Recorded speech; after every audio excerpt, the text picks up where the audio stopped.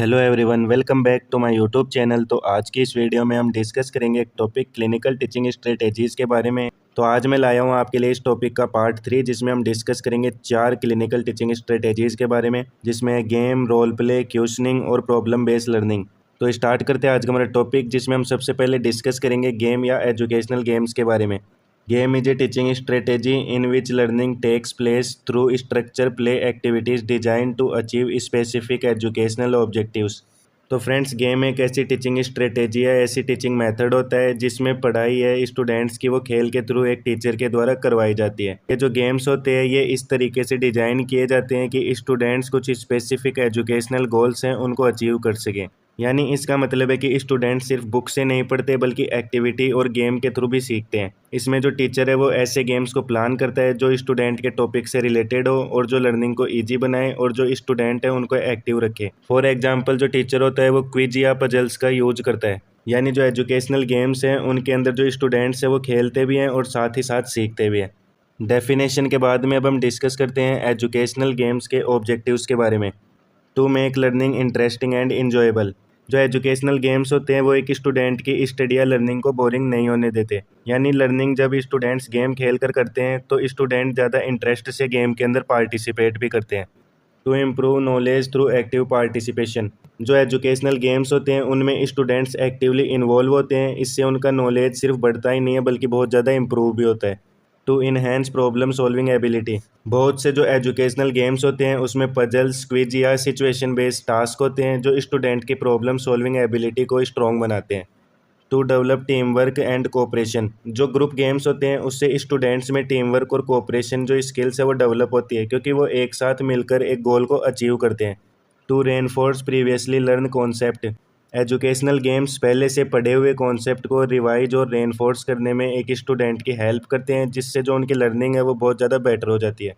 Objectives के बाद में अब हम डिस्कस करते हैं एजुकेशनल गेम्स के प्रोसीजर के बारे में। यानी जो टीचर होता है वो एजुकेशनल गेम्स को स्टेप बाय स्टेप कैसे प्रिपेयर करता है। The teacher select A topic and design the game.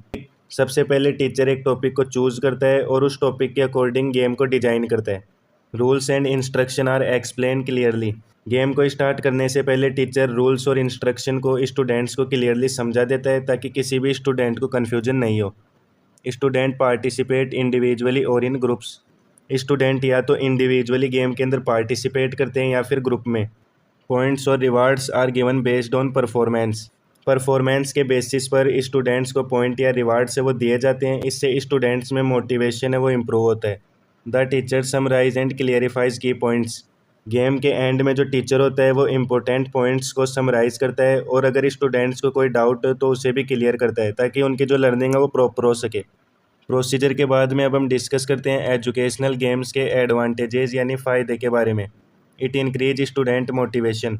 जो एजुकेशनल गेम्स होते हैं वो एक स्टूडेंट की मोटिवेशन को बढ़ा देते हैं। यानी जब लर्निंग गेम के फॉर्म में होती है तो स्टूडेंट्स ज़्यादा इंटरेस्ट के साथ में उसमें पार्टिसिपेट करते हैं। It promote active learning. Educational game जो मेथड होता है उसमें स्टूडेंट सिर्फ सुनते ही नहीं है बल्कि एक्टिवली पार्टिसिपेट भी करते हैं। It improve retention of information. Game के थ्रू जो चीज़ें सीखी जाती है वो एक स्टूडेंट को ज़्यादा देर तक याद रहती है। It encourage team work. Group games में जो स्टूडेंट है वो टीम वर्क स्किल्स है वो डेवलप करते हैं। It reduces stress and boredom in learning. जो गेम्स होते हैं वो स्टूडेंट की पढ़ाई को इंटरेस्टिंग बना देते हैं, जिससे स्ट्रेस और बोर्डम कम हो जाता है स्टूडेंट्स में और उनकी जो लर्निंग है वो फनेबल हो जाती है। एजुकेशनल गेम्स के बाद में अब हम डिस्कस करते हैं next clinical teaching strategy role play के बारे में। Role play is a teaching strategy in which students act out real life situation to understand roles, responsibilities and communication in health care settings. तो role play एक teaching strategy होती है जिसमें students health care setting में real life situation को act करके role, responsibility और communication को समझते हैं। डेफिनेशन के बाद में अब हम डिस्कस करते हैं role play clinical teaching strategy के ऑब्जेक्टिव्स के बारे में। To improve communication skills. Role play students की कम्युनिकेशन स्किल्स को इम्प्रूव करता है। यानी जब स्टूडेंट्स पेशेंट, नर्स या डॉक्टर का रोल परफॉर्म करते हैं तो उनके बोलने और समझने की जो एबिलिटी होती है वो इम्प्रूव होती है। To develop empathy and understanding. जब कोई पेशेंट का रोल करता है तो उससे पेशेंट की प्रॉब्लम्स का एहसास होता है और रियल लाइफ सिचुएशन में जो स्टूडेंट है वो पेशेंट को समझता है। To prepare students for real clinical situations. Role play students को रियल क्लिनिकल सिचुएशन के लिए मेंटली प्रिपेयर करता है। स्टूडेंट्स को पहले से आइडिया मिल जाता है कि एक्चुअल हॉस्पिटल सेटिंग में कैसे बिहेव करना है पेशेंट्स के साथ। To improve decision making skills, role play के दौरान स्टूडेंट्स को तुरंत डिसीजन लेने पड़ते हैं, जिससे उनकी डिसीजन मेकिंग स्किल्स है वो इम्प्रूव भी होती है। To promote confidence in handling patients, regular role play practice से स्टूडेंट्स का कॉन्फिडेंस लेवल है वो इम्प्रूव होता है और वो पेशेंट को हैंडल करने में कंफर्टेबल फील करते हैं। ऑब्जेक्टिव्स के बाद में अब हम डिस्कस करते हैं रोल प्ले मेथड के प्रोसीजर के बारे में, यानी कैसे स्टूडेंट्स है वो रोल को प्ले करते हैं। Select a relevant clinical situation, सबसे पहले टीचर एक रिलीवेंट क्लिनिकल सिचुएशन को चूज करता है। Assign roles to student, nurse, patient, relative, ETC. Relevant clinical situation को चूज करने के बाद में स्टूडेंट्स को अलग अलग तरीके के रोल्स है वो एक टीचर है वो प्रोवाइड करता है, जैसे नर्स का, पेशेंट का या रिलेटिव्स का। एक्सप्लेन द सिनेरियो क्लियरली, जो टीचर होता है वो स्टूडेंट्स को पूरा सिनेरियो है वो क्लियरली समझा देता है, ताकि सब स्टूडेंट्स को अपना रोल और सिचुएशन है वो प्रॉपरली समझ में आ जाए। Student perform the role play, scenario को समझाने के बाद में स्टूडेंट्स है वो अपने असाइन रोल को एक्ट करते हैं। इस दौरान वो रियल लाइफ जैसा बिहेवियर करने की कोशिश करते हैं। Discussion and feedback are given after performance, student की परफॉर्मेंस के बाद में डिस्कशन होता है, टीचर है वो फीडबैक देता है और स्टूडेंट्स की जो मिस्टेक्स हैं उनको भी करेक्ट करता है। प्रोसीजर के बाद में अब हम डिस्कस करते हैं रोल प्ले के एडवांटेजेस यानी फ़ायदों के बारे में। It enhances communication and interpersonal skills, role play students की कम्युनिकेशन और इंटरपर्सनल स्किल्स को स्ट्रॉन्ग बनाता है, क्योंकि वो पेशेंट और कलीग्स से इफेक्टिवली बात करना सीखते हैं। It build self confidence, regular role play करने से स्टूडेंट का कॉन्फिडेंस लेवल है वो इम्प्रूव होता है। It encourage active participation, role play method में स्टूडेंट्स एक्टिवली इन्वॉल्व रहते हैं, सिर्फ सुनने के बजाय वो खुद ही परफॉर्म करके सीखते हैं। It improves understanding of patient behaviour, role play के थ्रू स्टूडेंट्स पेशेंट के बिहेवियर और इमोशंस को बेटर तरीके से समझ पाते हैं। It provide safe practice after real clinical exposure, role play एक सेफ इन्वायरमेंट है वो स्टूडेंट्स को प्रोवाइड करते हैं, जहाँ पे जो स्टूडेंट्स है वो बिना किसी रिस्क के प्रैक्टिस कर सकते हैं। रोल प्ले के बाद में अब हम डिस्कस करते हैं third clinical teaching strategy, questioning के बारे में। Questioning is a teaching technique in which the teacher asks questions to stimulate thinking, assess knowledge and encourage discussion। तो क्वेश्चनिंग एक टीचिंग टेक्निक होती है जिसमें टीचर स्टूडेंट से क्वेश्चन पूछता है ताकि उनकी थिंकिंग को स्टिमुलेट किया जा सके, उनका नॉलेज को असेस किया जा सके और डिस्कशन को एनकरेज किया जा सके। क्वेश्चनिंग के बाद में अब हम डिस्कस करते हैं क्वेश्चनिंग के ऑब्जेक्टिव्स के बारे में। To assess students understanding, questioning के थ्रू टीचर ये क्लियरली चेक करता है कि स्टूडेंट को टॉपिक कितना समझ में आया है, इससे स्टूडेंट्स की लर्निंग का लेवल पता चलता है। टू प्रमोट क्रिटिकल थिंकिंग, अच्छे क्वेश्चंस स्टूडेंट को सिर्फ याद करने के लिए ही नहीं बल्कि सोचने और एनालिसिस करने के लिए भी मोटिवेट करते हैं, इससे उनकी क्रिटिकल थिंकिंग है वो भी डेवलप होती है। To clarify doubts and misconceptions, जब स्टूडेंट्स क्वेश्चन के आंसर देते हैं तब टीचर उनकी गलतफहमियों को आइडेंटिफाई करके उनके डाउट्स है वो क्लियर करता है। To encourage active participation, questioning से स्टूडेंट्स के अंदर एक्टिव पार्टिसिपेशन है वो इम्प्रूव होता है।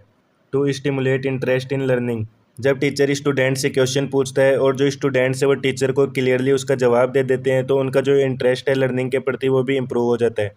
ऑब्जेक्टिव्स के बाद में अब हम डिस्कस करते हैं क्वेश्चनिंग के एडवांटेजेस के बारे में। It improves thinking and reasoning ability, questioning students की थिंकिंग और रीजनिंग पावर है उसको स्ट्रॉन्ग बनाता है, यानी जब स्टूडेंट से क्यों और कैसे टाइप के क्वेश्चंस पूछे जाते हैं एक टीचर के द्वारा तो उनकी लॉजिकल एबिलिटी है वो डेवलप होती है। It keep students alert and attentive, यानी जब टीचर क्लास के अंदर क्वेश्चंस पूछता है तो सभी स्टूडेंट्स अलर्ट रहते हैं, क्योंकि उन्हें पता होता है कि कभी भी उनका नंबर आ सकता है। It encourages interaction between teacher and students, questioning classroom को इंटरेक्टिव बना देता है, इससे टीचर और स्टूडेंट के बीच में जो कम्युनिकेशन है वो स्ट्रॉन्ग हो जाता है। It identifies learning gaps, student के आंसर के थ्रू टीचर को पता चल जाता है कि कौन से टॉपिक में स्टूडेंट्स है वो वीक है और कौन से टॉपिक है वो उनको अच्छे से आते हैं। It enhances communication skills, regular questioning से स्टूडेंट का बोलने का कॉन्फिडेंस और कम्युनिकेशन स्किल्स है वो दोनों इम्प्रूव होता है। क्वेश्चनिंग के बाद में अब हम डिस्कस करते हैं next clinical teaching strategy, problem based learning के बारे में। Problem based learning is a student centered teaching strategy in which learning begins with a real or simulated problem that students must solve through discussion and research। तो problem based learning एक student centred teaching strategy होती है जिसमें learning की शुरुआत एक real या simulated problem से होती है, जिसे स्टूडेंट्स डिस्कशन और रिसर्च के थ्रू सॉल्व करते हैं। और अपनी लर्निंग को इंटरेस्टिंग और इफेक्टिव बनाते हैं। डेफिनेशन के बाद में अब हम डिस्कस करते हैं प्रॉब्लम बेस्ड लर्निंग के ऑब्जेक्टिव्स के बारे में। To develop problem solving skills. Problem based learning का मेन ऑब्जेक्टिव है वो स्टूडेंट्स की प्रॉब्लम सॉल्विंग स्किल्स को डेवलप करना होता है। जब स्टूडेंट्स रियल लाइफ प्रॉब्लम्स को सॉल्व करते हैं तो उनकी प्रैक्टिकल अंडरस्टैंडिंग है वो इम्प्रूव होती है। To encourage self directed learning. इस मेथड में स्टूडेंट्स खुद रिसर्च करते हैं और इन्फॉर्मेशन को कलेक्ट करते हैं। इससे उनमें सेल्फ लर्निंग की हैबिट है वो डेवलप होती है। To promote critical and analytical thinking. जो प्रॉब्लम बेस्ड लर्निंग होती है वो स्टूडेंट्स को एक क्रिटिकल सिचुएशन को एनालिसिस करने और लॉजिकली सोचने के लिए मोटिवेट करती है। To integrate theory with practice. Problem based learning में थ्योरी को प्रैक्टिकल सिचुएशन से कनेक्ट किया जाता है, यानी किसी भी प्रॉब्लम का सॉल्यूशन जो स्टूडेंट्स बुक में पढ़ते हैं उसे वो रियल लाइफ सिचुएशन में भी अप्लाई करना सीखते हैं। To enhance team work and communication skills. जो प्रॉब्लम बेस्ड लर्निंग होती है वो मोस्टली ग्रुप डिस्कशन पर बेस्ड होती है, इसलिए स्टूडेंट्स में टीम वर्क और कम्युनिकेशन स्किल्स है वो ऑटोमेटिकली इंप्रूव हो जाता है। ऑब्जेक्टिव्स के बाद में अब हम डिस्कस करते हैं प्रॉब्लम बेस्ड लर्निंग के प्रोसीजर के बारे में। प्रेजेंट ए रियल और क्लिनिकल प्रॉब्लम टू स्टूडेंट्स। सबसे पहले टीचर स्टूडेंट्स के सामने एक रियल या क्लिनिकल प्रॉब्लम है वो प्रेजेंट करता है। ये प्रॉब्लम प्रैक्टिकल और रियल लाइफ से रिलेटेड होती है। Students identify what they already know and what they need to learn. इसमें स्टूडेंट्स पहले डिस्कस करते हैं कि उन्हें इस प्रॉब्लम के बारे में क्या क्या पता है और कौन कौन सी चीज़ें उन्हें नहीं पता है और कौन कौन सी चीज़ें उन्हें सीखनी है। Student collect information through research and discussion. इसके बाद में जो स्टूडेंट्स है वो रिसर्च करते हैं, बुक्स या इंटरनेट का यूज भी करते हैं और ग्रुप डिस्कशन के थ्रू जो इन्फॉर्मेशन है उसे कलेक्ट करते हैं ताकि जो प्रॉब्लम है उसे वो सॉल्व कर पाएँ। Possible solutions are discussed and analysed. Student different possible solutions पर डिस्कस करते हैं और एनालिसिस करते हैं कि कौन सा सॉल्यूशन है वो बेस्ट रहेगा। The teacher guides and summarize the learning.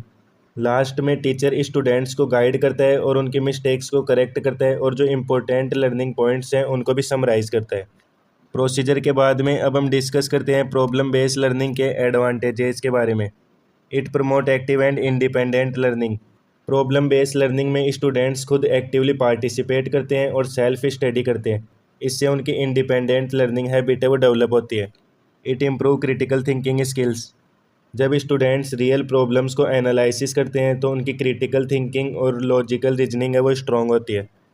It encourage team work and collaboration. Problem based learning mostly group discussion पर बेस्ड होता है, जिससे स्टूडेंट्स मिलकर काम करना और आइडिया को शेयर करना सीखते हैं, जिससे उनकी टीम वर्क और कोलाब्रेशन स्किल्स वो इम्प्रूव होती है। It enhances clinical reasoning ability. Problem based learning problem based learning students की क्लिनिकल रीजनिंग को इम्प्रूव करता है। It prepares student for real life clinical situations. Real life जैसी प्रॉब्लम्स को सॉल्व करने से स्टूडेंट्स फ्यूचर क्लिनिकल सिचुएशन के लिए मेंटली और प्रैक्टिकली प्रिपेयर हो जाते हैं और वो आने वाले टाइम में हॉस्पिटल में क्रिटिकल से क्रिटिकल सिचुएशन को भी हैंडल कर पाते हैं। तो फ्रेंड्स, ये था आज का हमारा पार्ट 3। आई होप आप सभी को अच्छे से समझ में आया होगा। अगर आपको ये वीडियो हेल्पफुल लगती है तो वीडियो को लाइक, शेयर और हमारे चैनल को सब्सक्राइब करें। अगर आपका कोई डाउट है तो आप उसे कमेंट बॉक्स में ज़रूर शेयर करें।